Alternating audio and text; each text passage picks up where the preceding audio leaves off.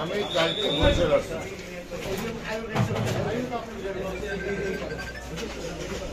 সকালে কি হয়েছিল? কালকে বরিশালে আসছি। আজকে বিকালে বরিশালে এরিয়া কমান্ডার আমাকে সম্বর্ধনা দেওয়ার জন্য দাওয়াত করেছে। দাওয়াতের কাগজ আমি দেখিয়েছি। সকালে আমি আমার গ্রামে সাঙ্গুরি গেছিলাম। কিছুদিন আগে আমার বোন কর্নেল ডাক্তার খালেদা খান ইন্তেকাল করেছে।